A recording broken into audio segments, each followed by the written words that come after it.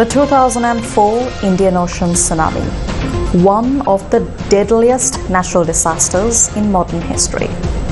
The haunting memories of this tragedy, including the story of baby 81, continue to resonate and are remembered worldwide. Well, before we take a look at this story and so much more in detail, let's take a look at the stories making headlines tonight. Newsfirst Headlines. Main sponsor. A trusted place for your fixed deposit. Valuable FD, a symbol of stability. Today marks 20 years since the deadly 2004 tsunami. Foundation set for economic stabilization, Finance Ministry assures. Colombo stock market maintains upward trend. ASPI records new all-time high. South Korea MPs filed motion to impeach acting president. Newsfirst Headlines. Main sponsor. A trusted place for your fixed deposit. Valuable FD, a symbol of stability. Sri Lankans came together today to mark National Safety Day, a day to reflect on the tragedy, remember the victims, and recognize the resilience of survivors. It's been 20 years since the 2004 Indian Ocean tsunami. 2 minutes of silence was observed island-wide at 9:25 a.m. to remember those lost. The main commemoration took place at the Disaster Management Division of the Ministry of Defence. It was led by Deputy Minister of Defence, retired Major General Aruna Jayasekara, and Defence Secretary, retired Air Vice Marshal Sampath Tuyakonta.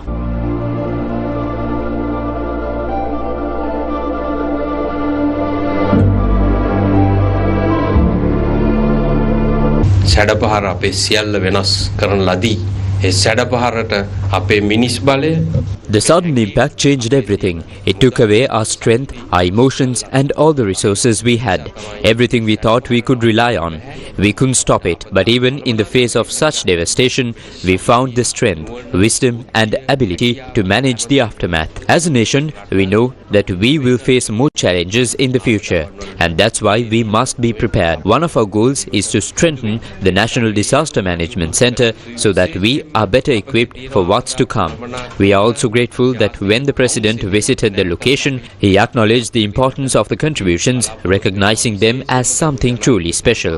මෙම සානයට පැමිණිච්ච වෙලාවෙත් ඔබතුමන්ලා ඉදිරිපත් කරපු එක ඔහු ඒක ඉතාමත් විශේෂත්වයක් හැටියට ඔහු සැලකුවා. The MTV MBC Media Network also held a special commemoration at the Stein Studios in Ratmalana, remembering those lost in the tsunami.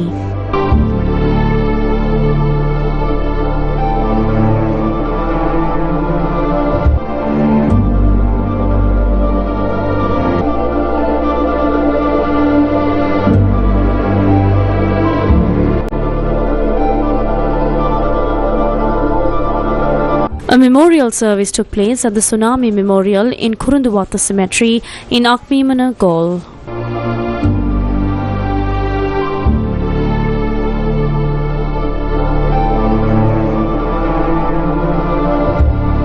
A memorial service was also held at the Tsunami Memorial in Thotamuna, Matara.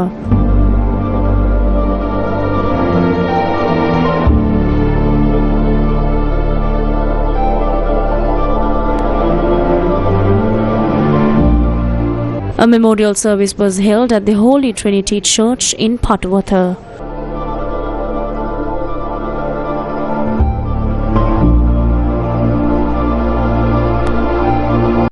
The Galle District Secretariat also hosted a memorial service to remember those lost. Indian Consul General Harvinder Singh attended a memorial service in Hambantota.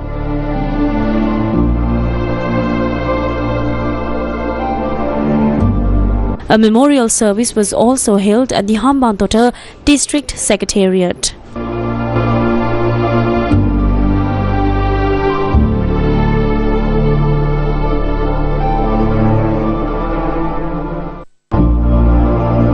Commemorations were held across the northern and eastern provinces to commemorate the victims of the tsunami. A memorial service was held in Uduturai, Jaffna.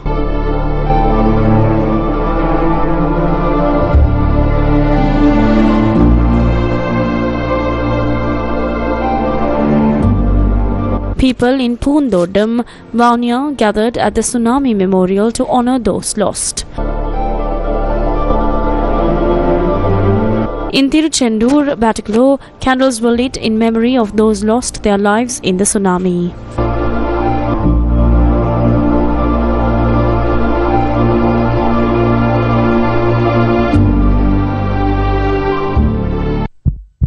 Date 26th of December 2004. Time 6:58 a.m. Location off the western coast of northern Sumatra. Devastating earthquakes with a magnitude of 9.1.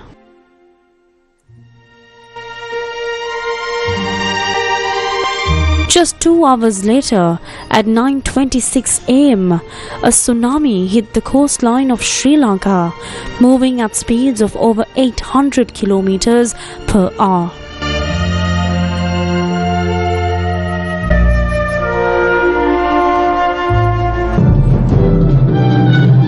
Watching the joint broadcast live on Channel 1 MTV Shakti Venture TV.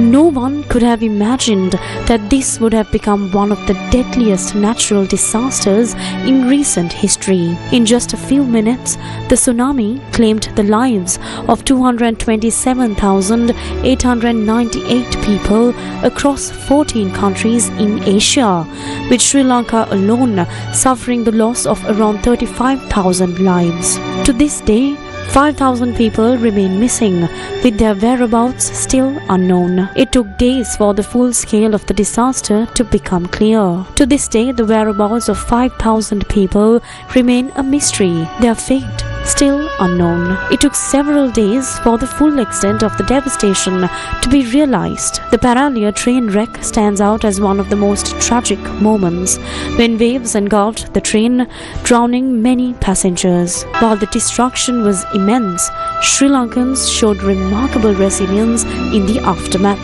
On the 20th commemoration, we remember the lives lost and honor the strength of a nation that rebuilt. මේ අපේ දේශයයි භූමියයි උතුම් සුන්දරයි සෑමදෙනා එකමවකගේ ආදරේ අම්මා ඔබයි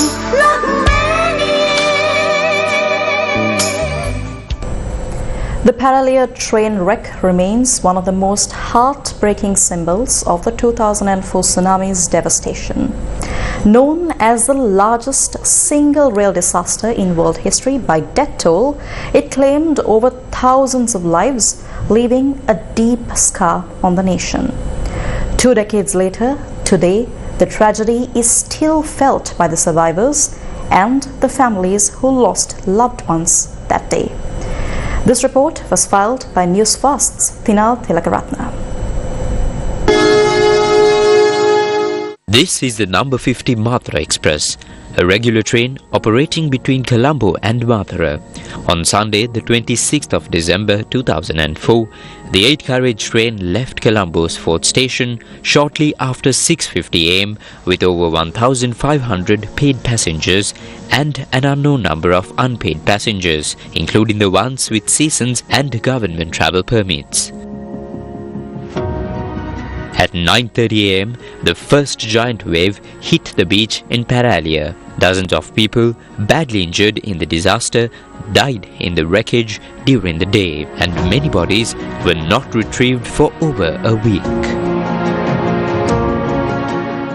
Today marks 20 years since the 2004 tsunami hit Sri Lanka.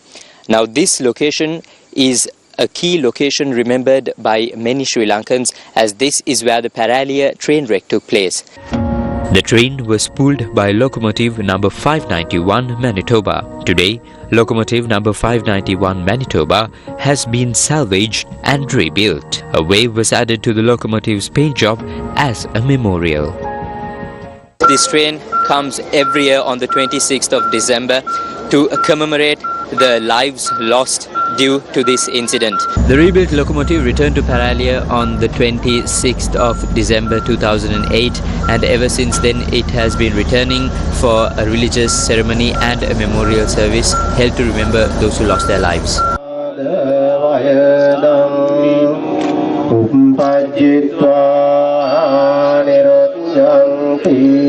Very emotional being back here today because this is my family. You know, we lived with them for many years and recognize a lot of the locals, and it's just a very emotional day for us.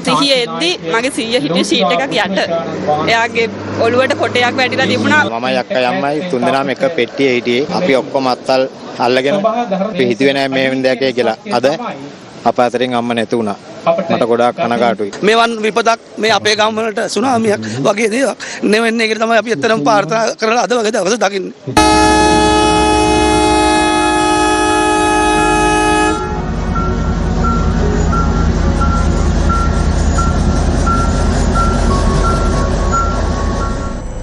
Two decades after the devastating Indian Ocean tsunami of 2004, the boy once known as Baby 81 is now a 20-year-old. Let's take a look at his story.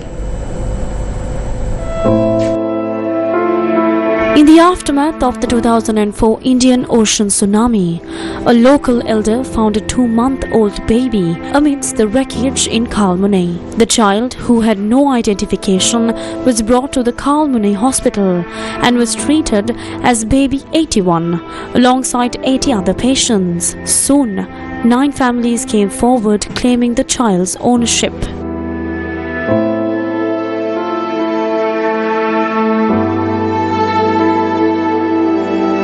The case went to court, where DNA testing was required for his parentage.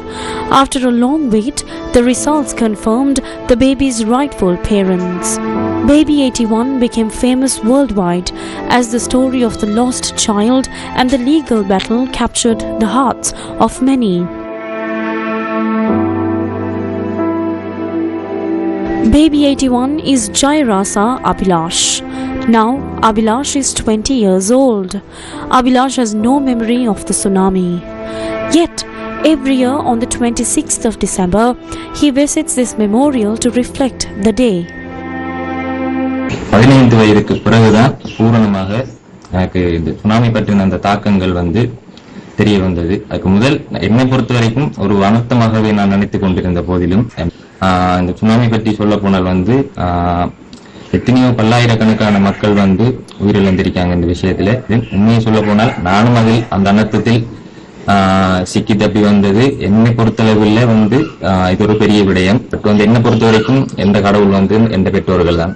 என்னை பொறுத்த வரைக்கும் அவங்க நிறைய கஷ்டத்தை அனுபவிச்சிருக்காங்க. அந்த கஷ்டத்துக்கு எல்லாம் நான் ஒரு முற்றுப்புள்ளி வைக்கணும். அதான் அந்த எதிர்காலம். அந்த எதிர்காலம் அவங்கள நோக்கியே தான் இருக்கும். The story of Baby 81 is heartbreaking, but the story of Sinigama Chami Prabhasari is a completely different tragedy. Chami, who was running to save her life with her father, would have been 31 years old today. A massive wave tore her from her father's grasp and swept her away, leaving her family shattered. Her mother searched tirelessly for her 11-year-old daughter, but Chami was never found. The pain of her disappearance has left a permanent scar in her mother's heart. She is still waiting for her daughter, holding on to villagers' claim that her daughter was spotted within the temple premises of the village even after the second wave struck. ඒගොල්ලෝ මේ පාරෙන් තමයි දුවලා තියෙන්නේ. ගිහිල්ලා තාත්තා පදනමට වීසිලා තියෙනවා.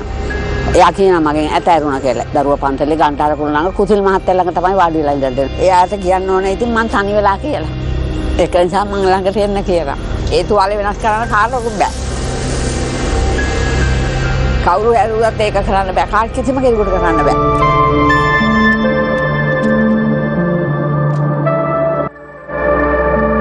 Tulsi Chandra is just one among thousands of mothers waiting for their loved ones among the 5,000 missing, just like Chami. Even after 20 years, they continue to hold on to the hope of reuniting with their loved ones someday.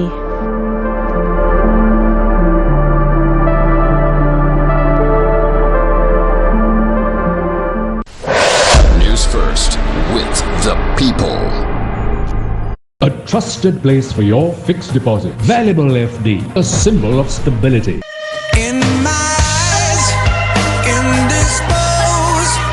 Iconic rock that really rocks. The Riff Republic.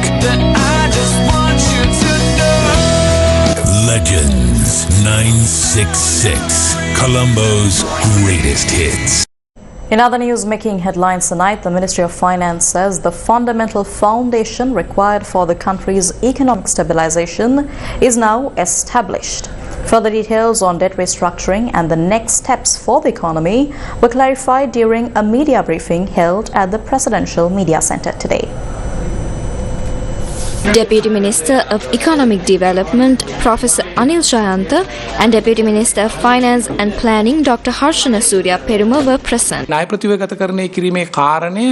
restructuring is not initiated by the International Monetary Fund. We will proceed with it according to the parameters provided by the International Monetary Fund. That is a duty of the government. It is the government's responsibility. A principal agreement, that is an agreement in principle, was signed with the ISP holders on the 19th of September, 2 days before the 2024 presidential election. There are only two key features in these principal agreements.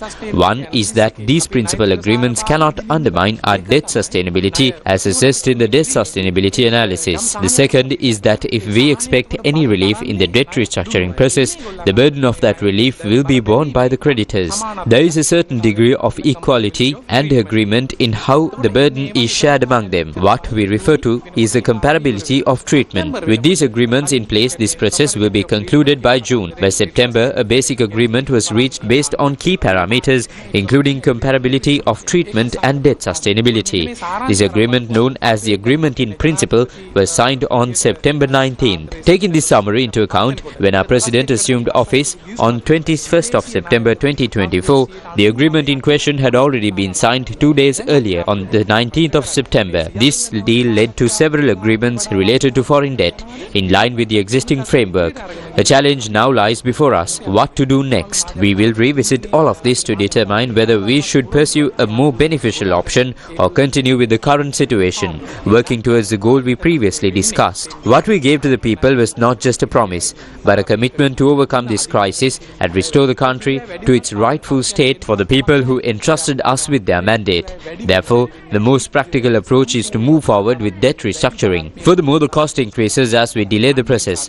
While the expense may rise, there is no argument that can justify postponing it. However, we know that such costs continue to rise. The burden of these expenses will increasingly fall on the shoulders of the people, as conveyed through this austerity news. That is why we are joining the process and moving forward with it. Especially the ISB exchange agreement was signed. Even during the signing, we were somewhat strategic. There was a slight risk involved. The risk was whether we could achieve this within this year or not. We have taken steps to make it possible. However, if it doesn't work out, we will need to work within the borrowing limits for the first 3 months of the next year. This is why we included 3 billion to 3 trillion. As a result, the benefit of reducing the borrowing limit in 2025 has also been created in this process. Today, we can feel a sense of relief. As a country, we have laid the foundational groundwork for stabilization. This foundation will help guide us forward. We are gradually shaping public opinion as we move towards our expected path. There is a belief in society that the country will face difficulties in the next month or two, with shortages in necessities like rice, salt and other essentials. This is being communicated as part of the remaining challenges. The economy, however, is quite simple and basic. The foundation of the economy is such, in reality, it will take some time for these results to reach the people. Deputy Minister Dr. Harshana Surya Peruma clarified the government's intervention to provide relief to small and medium-scale entrepreneurs. When we obtained the necessary data from the central bank and analyzed it, one thing became very clear.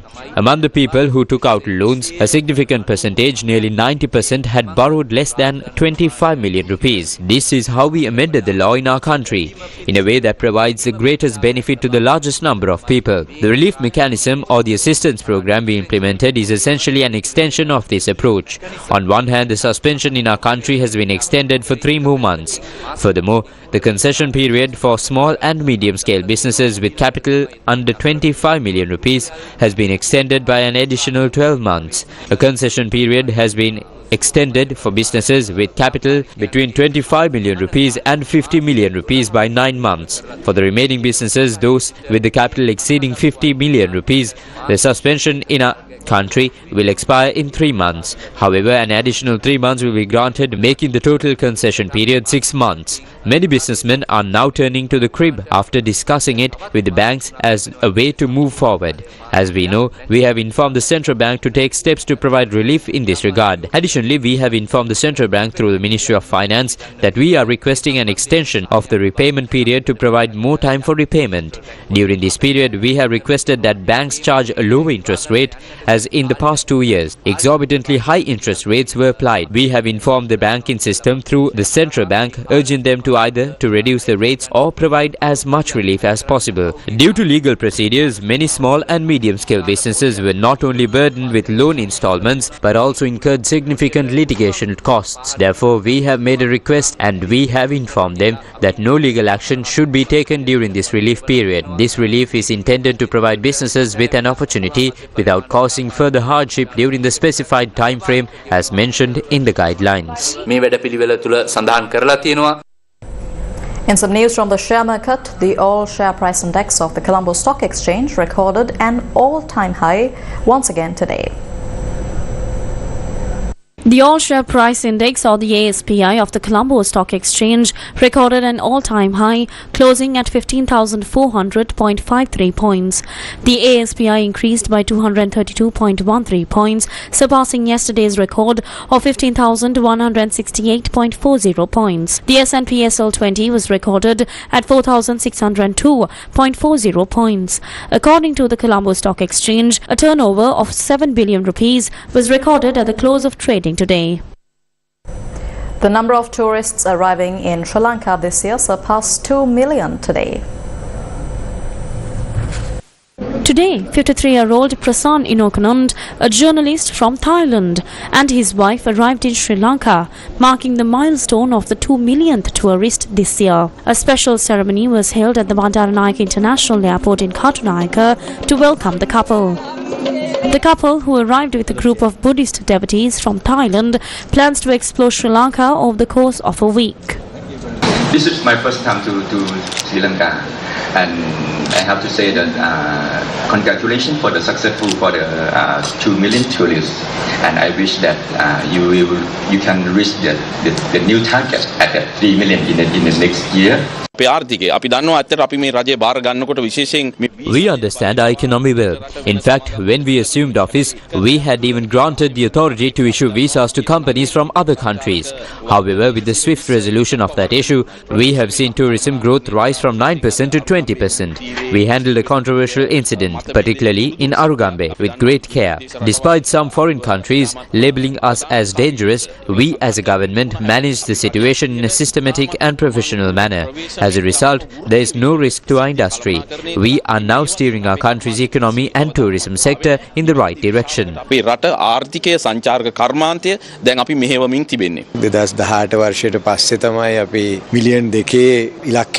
It is only after 2018 that we have achieved the milestone of 2 million tourists. Our future goal is to reach 3 million tourists, generating $5 billion in revenue.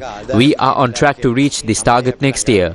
Sri Lanka has become an appealing destination not only for European tourists but also for those from Asia. We have already begun developing the infrastructure in the most popular tourist regions to enhance the experience.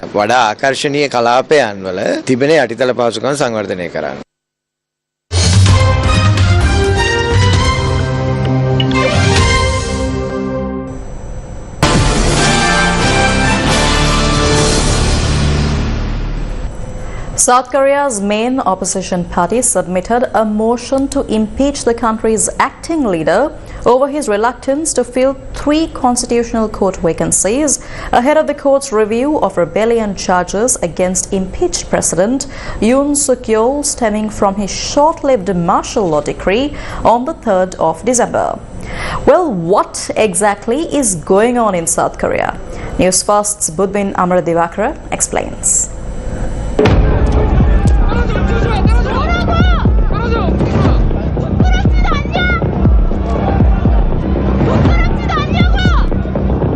공산 세력의 위협으로부터 자유 대한민국을 The impeachment vote is set for Saturday.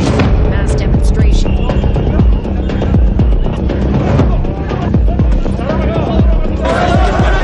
Already facing allegations of insurrection, the National Police Agency.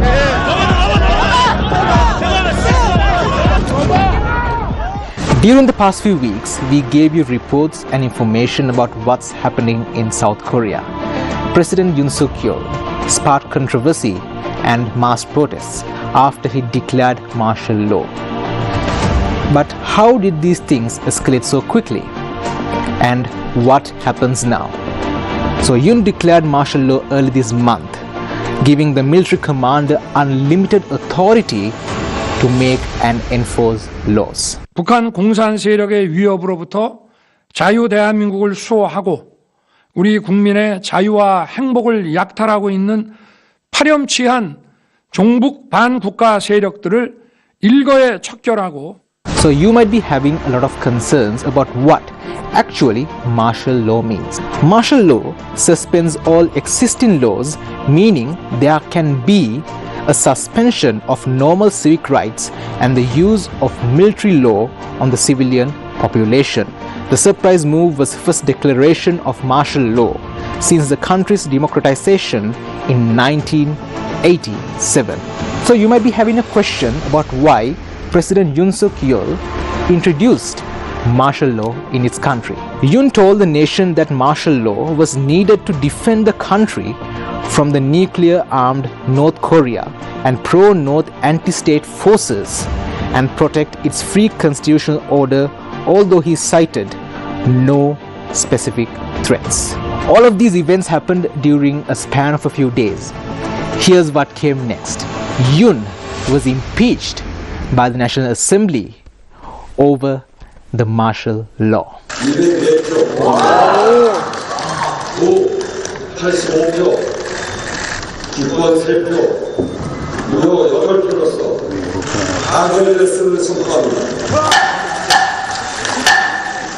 So now you might be having a question about who is the acting president of South Korea right now. In the interim, Prime Minister Han Duck-soo is the acting president. So what is the very latest update? South Korea's main opposition party has submitted a motion to impeach the country's acting leader over his reluctance to fill 3 constitutional court vacancies ahead of the court's review of rebellion charges against impeached President Yoon Suk-yeol. The court appointments have stalled amid an intensifying dispute between the liberal opposition and Yoon's conservative party, and the potential impeachment of Prime Minister Han Duck-soo may deepen the political paralysis that has halted high-level diplomacy and rattled financial markets. So we as Newsfirst, we brought you details about what happened in South Korea during the past few weeks. And if you can remember, from the day martial law was imposed, about how it was imposed, about what happened next, and if you can remember how people brought light sticks to show their concerns to President Yoon Suk-yeol, that is used, light sticks that is used in K-pop concerts, and how people got together in that country was something that I believe you all can remember. And if you can go back to the history a little bit, if you can remember, we also reported that this is not the first time that they impeached a president. In before as well, they impeached a president. And here we are, as we are witnessing, as South Korea is trying to impeach their acting president. And all of these are happening as they impeached their president Yoon Suk Yeol, and they are trying to impeach their Prime Minister, the acting President, Han Duck-soo, in a few days' time, in a few weeks' time rather. So, what will happen next? See you soon.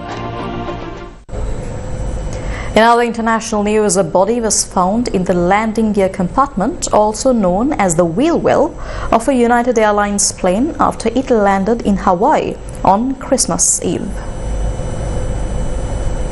Flight 202 departed from Chicago's airport on Tuesday morning and landed at Maui's Kahului airport in the afternoon. A United Airlines said it remained unclear how or when the person got into the landing gear, which it said was only accessible from the outside of the Boeing 787-10 aircraft. The company said it was working with law enforcement authorities on an investigation. The deceased person has not been named. In a statement, the police department told foreign media that it was conducting an investigation.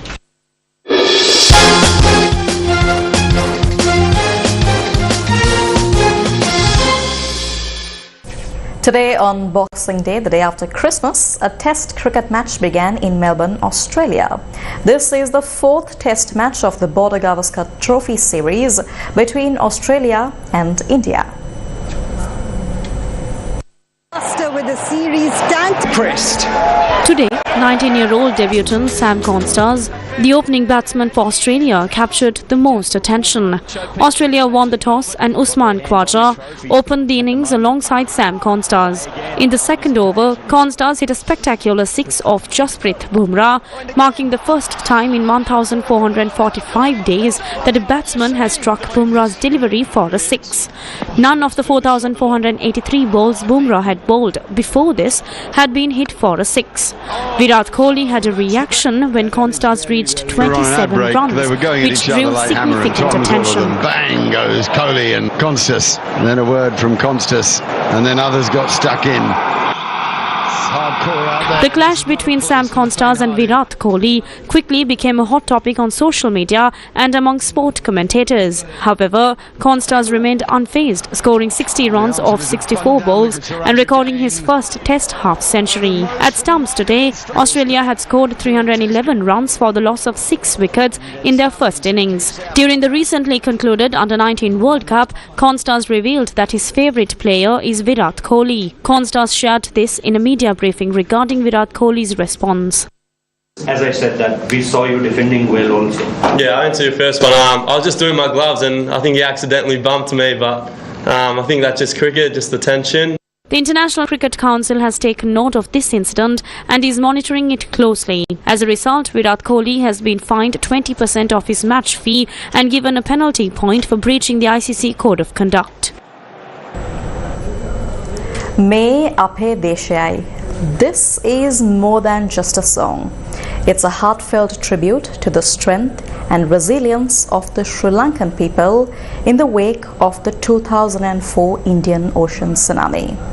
The song captures the pain, hope and determination that defined the country's recovery after one of the deadliest natural disasters in history. Fast forward 20 years and a new generation of Sri Lankan youth, many of whom were just children when the tsunami struck, have come together to reimagine the song. Though they don't have vivid memories of that tragic day, they've heard the stories, felt the weight of the history and embraced the spirit of survival that their elders passed down. With fresh eyes and youthful energy, they breathed new life into Me Ape Deshe, paying tribute to the past while reflecting their own vision of resilience and hope. Well, we leave you tonight with a new version of this song. Good night.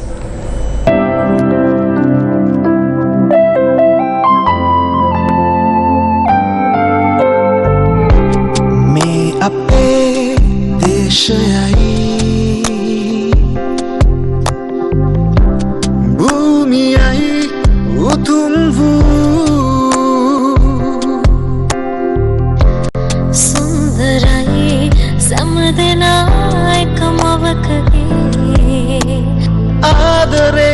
Amma obai lakmaniye Idu yengal தேசமே உன்னதம் எங்கள் நாடு ஓர் அன்னையின் பிள்ளைகளாகவே போற்றுவோம் உன் அன்பினை இலங்கை தாயே. We believe in our land. Sri Lanka forever, always strong.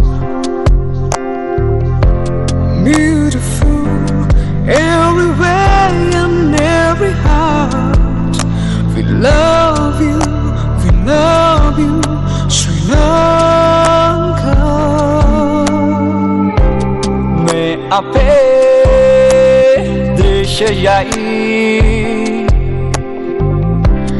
பூமியை உத்தமா சுந்தரை சமதனாய் கமவககே ஆதரே அம்மாவை லப்மனியே නැවතත් බලමු net පිසවා කඳුලට ඉදනුතා එකට එන්නේ ජාති ආගම් කුලය නොතකා එක්ව එක පවුලක් ලෙසින් සමගියේ අභිමානයෙන් රකිමු අපේ අම්මා අපගේ අම්මා ශ්‍රී Lanka.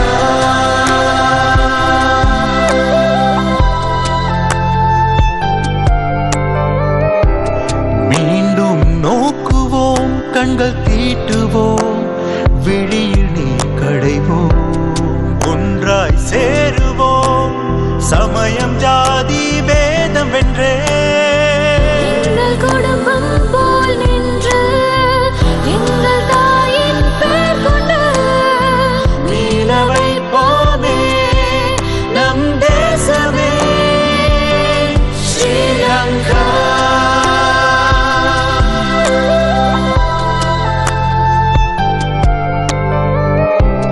We believe in our land. Sri Lanka forever, always strong. Beautiful everywhere and every heart. We love you, Sri Lanka. Chanda Maha Tsunami in Upper Godagat Deshayai Kuriru Mahagana Yundayen Abidin Ping Bumiyai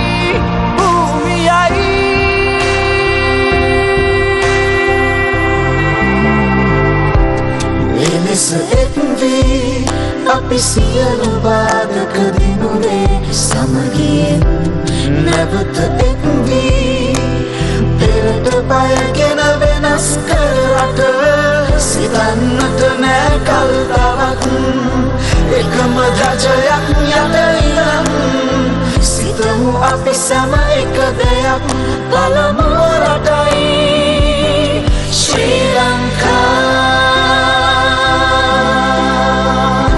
Let's rally together, united, we won't fail or fall.